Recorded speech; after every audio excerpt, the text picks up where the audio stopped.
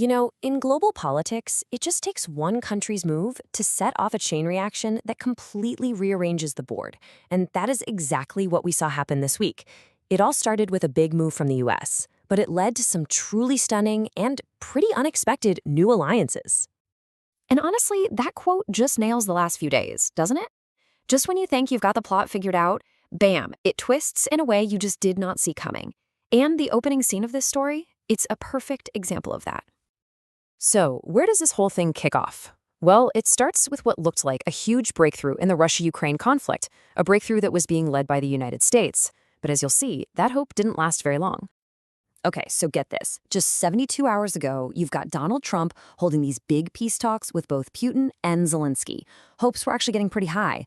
Then, in a complete 180, Putin greenlights a massive new assault on Ukraine. Talk about whiplash. And we're not talking about some minor skirmish here. Russia launched over 500 drones and missiles. That's one of the largest barrages we've seen in months. Any shred of goodwill from those talks?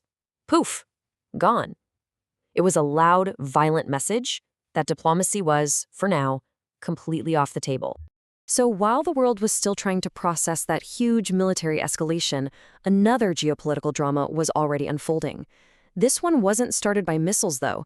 It was ignited by an economic power play from America itself. This is where the Trump administration decides to put the squeeze on one of its key partners, India.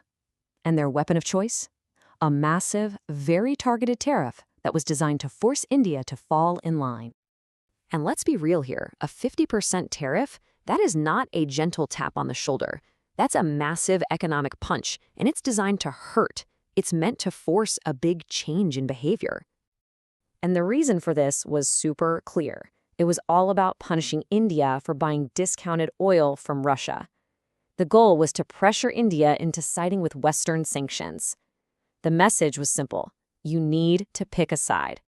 But India's response was not what Washington was hoping for, not even close. Instead of backing down, New Delhi decided to send a very loud, very public message of its own. Suddenly, this photo is everywhere. India's top diplomat shaking hands with Vladimir Putin. And look, this wasn't just some standard photo op. The timing, right after the US announced its tariff, turned this handshake into a major strategic statement for the whole world to see. The difference here just says everything, doesn't it? The US thought it could push India around with money. Instead, India basically doubled down on its friendship with Russia, right in front of everyone. What this one move did was send a crystal clear message.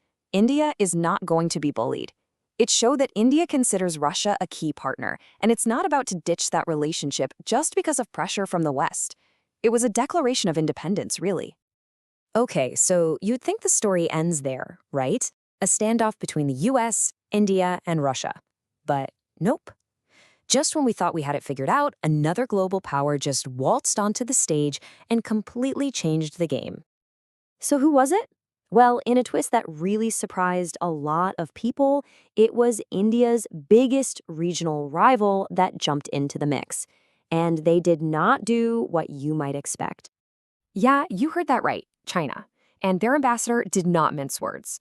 This statement was blunt, it was direct, and it framed the US as the bad guy. This wasn't just some off-the-cuff comment, this was a very calculated chess move. So China's official response was super fast and really smart. By coming out against the tariff, Beijing wasn't just defending India. It was positioning itself as a defender of the entire global trading system against what it calls American unilateralism. And that pledge to firmly stand with India, that was a direct challenge to the US. And get this, China even used this moment to sort of pitch a deeper partnership, calling India and China the double engines of economic growth. They basically said, hey, imagine if we combined our tech and manufacturing markets. We'd be an unstoppable economic force. So what on earth is going on here? What does all this chaos actually mean?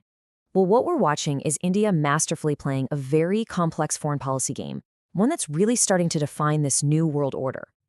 Now, this is totally different from India's old policy of non-alignment, which was more passive, kind of about staying out of things. This multi-alignment is super active. It's all about engaging with everybody on all sides to do what's best for India without getting locked into any single camp. And man, is this a tightrope walk. You've got India strengthening its ties with the West through things like defense deals and the Quad Alliance. But at the same time, it's keeping its decades-old energy and defense partnership with Russia strong. It's playing all sides of the board and playing them well. And this is the really wild part. The big irony in all of this. The US tried to pull India away from Russia, but what actually happened? It not only made the India-Russia relationship stronger, but it also created this unexpected opportunity for America's main rival, China, to patch things up with India. Which leaves us with one massive question, doesn't it? In trying to force India to pick a side, did the United States accidentally help create a new, powerful alignment it never ever wanted to see? That's definitely something to think about.